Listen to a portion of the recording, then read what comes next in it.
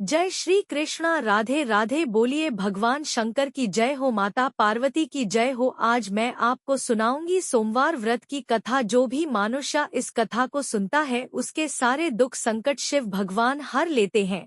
भगवान शिव की कृपा से उसके सभी मनोरथ पूर्ण होते हैं और जीवन में आने वाले सभी कष्टों से उसे छुटकारा मिलता है। तो चलिए सुनते हैं सोमवार व्रत की कथा। शंकर भगवान की जय हो। बहुत समय पहले की बात है, किसी नगर में एक वैश्य रहता था। वह बहुत ही धनी था और उसे किसी भी बात का कोई कष्ट नहीं था, पर उसके पास विशाल वैभव होते हुए भी उसकी कोई संतान नहीं थी। इसके कारण वह वैश्य बहुत दुखी रहता था। वैश्य भगवान शिव का अनन्य उपासक था और प्रत्येक सोमवार को वह भगवान शिव की पूजा करता और व्रत करता। सोमवार के दिन शाम के समय शिव मंदिर में दीपक जलाता और उन्हें अनेक प्रकारों से व्यंजन अर्पित करता। इसके बाद पत्नी सहित भगवान का प्रसाद ग्रहण करता। उस वैश्य के भक्ति भाव को देखकर पार्वती जी को दया आ गई और वे भगवान शिव से बोली, है भगवान शिव, यह वैश्य प्रति सोमवार को आपका पूजन कितनी श्रद्धा से करता है, आप इसकी संतानहीनता दूर क्यों नहीं करती। पार्वती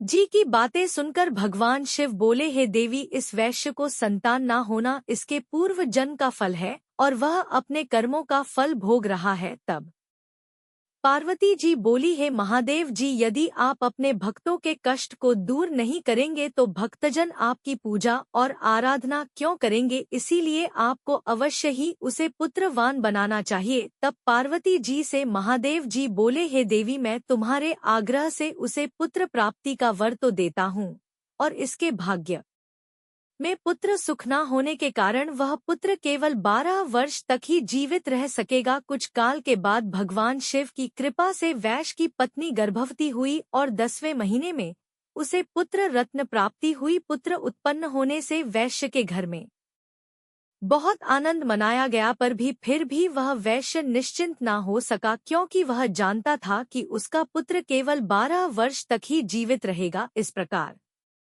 आनंद मंगल में 11 वर्ष का समय तो बीत गया। एक दिन उसकी माता ने पति से पुत्र के विवाह के लिए आग्रह किया। तब उसने अपनी पत्नी से कहा, अभी विवाह की क्या चिंता है, अभी तो मैं इसे काशी में विद्या अध्ययन के लिए भेजूं। पत्नी से ऐसा कहकर उस वैश्य ने लड़के के मामा को बुलाया और उसे बहुत सा धन दिया और कहा कि तुम अपने इस भांजे को पढ़ाने के लिए काशी ले जाओ और एक बात याद रखना कि मार्ग में ब्राह्मणों को भोजन कराते हुए, दक्षिणा देते हुए और यज्ञ करते हुए जाना। इस तरह घर से वे दोनों विदा होकर रास्ते में ब्राह्मणों को भोजन कराते हुए, दक्षिणा देते हुए और यज्ञ करते हुए एक नगर में पहुंच गए। सहयोग से उस नगर के राजा की कन्या का विवाह भी उसी दिन था। वह कन्या अत्यंत सुंदरी और सुलक्षणा थी और जिस राजकुमार से उसका विवाह होने वाला था वह एक आंख से काना था और वर के पिता को इस बात की बड़ी चिंता थी। जब उसने वैश्य के सुंदर पुत्र को देखा तो उसने उसकी मामा से कहा, यदि आप अपने भांजे को कुछ समय के लिए मुझे दे दें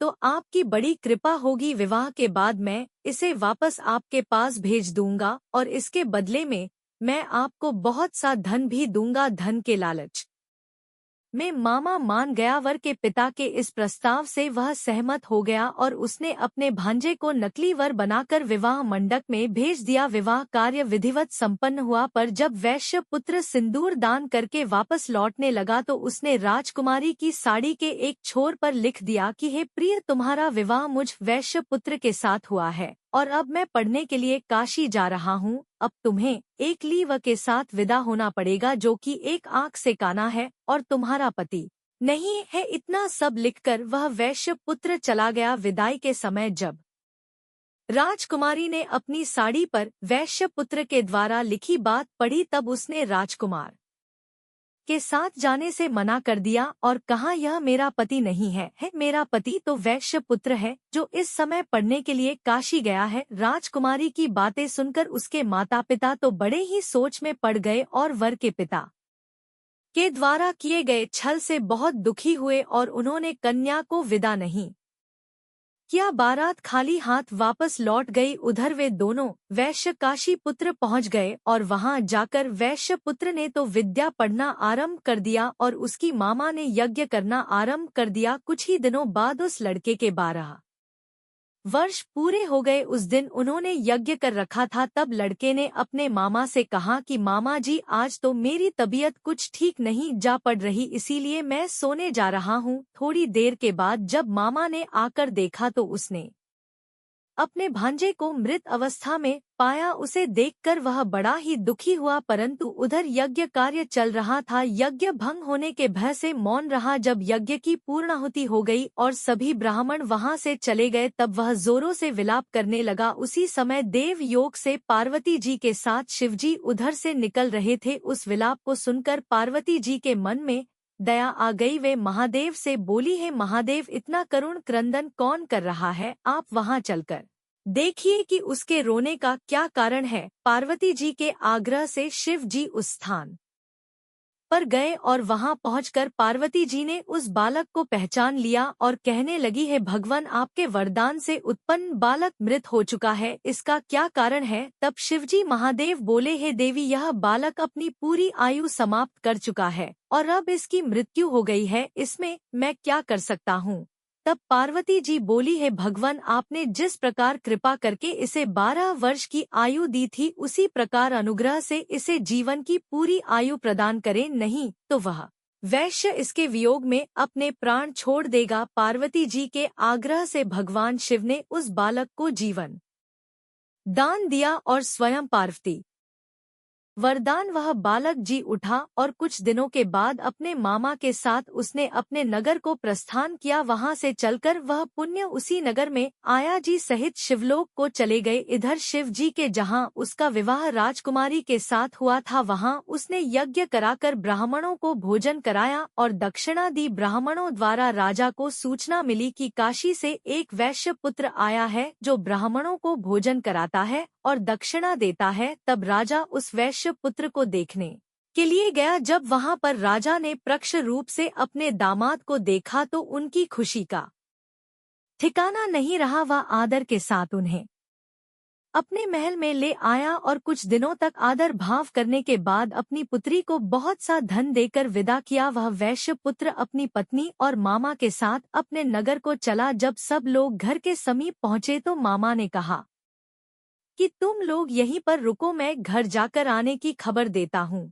इधर इस बालक के पिता अपनी पत्नी सहित छत पर बैठे थे और मन में संकल्प किए बैठे थे कि यदि मेरा पुत्र काशी से लौटकर नहीं आएगा तो हम दोनों यहीं से नीचे कूदकर प्राण दे देंगे। जब लड़की की मामा ने आकर कहा कि तुम्हारा पुत्र विद्या अध्ययन करके अपनी पत्नी के साथ कुशलता से वापस आ गया है, तो माता पिता के तो आनंद की सीमा ना रही। दोनों ने अपने पुत्र और पुत्र वधू का स्वागत किया। जो कोई भी नियम से सोमवार को व्रत रखता है, व्रत कथा को पढ़ता है, शिव जी का पूजन करता है, जो व्यक्ति सोमवार के व्रत को रखकर श्रद्धा से शिव पूजन करते हैं, इस कथा को पढ़ते हैं, सुनते हैं, वे निश्चय ही सभी कष्टों से मुक्त होकर मनोअंचित फलों को प्राप्त करते हैं।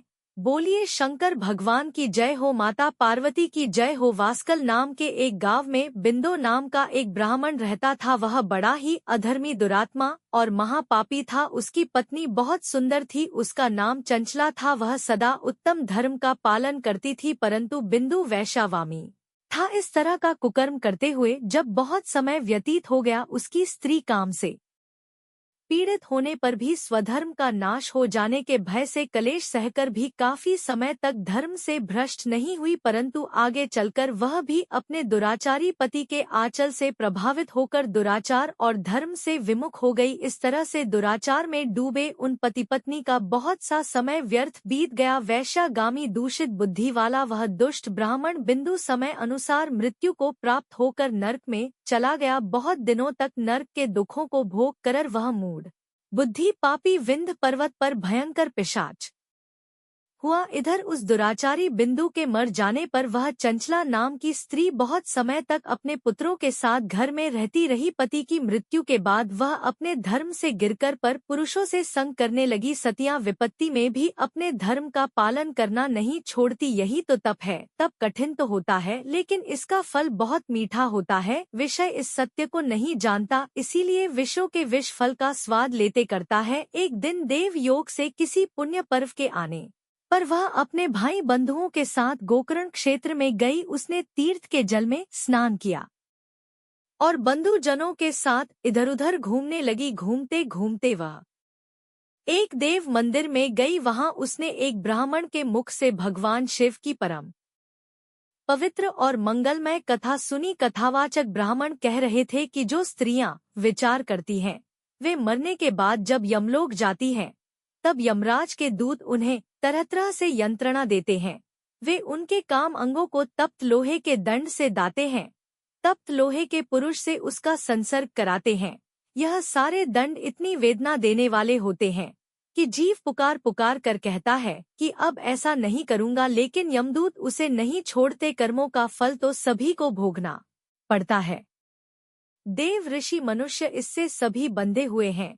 ब्राह्मण के मुख से यह वैराग्य बढ़ाने वाली कथा सुनकर चंचला भैंसी व्याकुल हो गई। कथा समाप्त होने पर सभी लोग तो वहां से चले गए और कथाबाच वाले ब्राह्मण देवता से तब चंचला ने कहा, हे ब्राह्मण, धर्म को ना जानने के कारण मेरे द्वारा बड़ा दुराचार हुआ है। हे स्वामी, मेरे ऊपर कृपा करके मेरा उद्धार कीजिए। आपके प्रवचन को सुनकर मुझे इस संसार से वैराग्य हो गया। मुझ मोड़ चित्त वाली पापन को धिक्कार है। मैं निंदा के योग्य हूँ।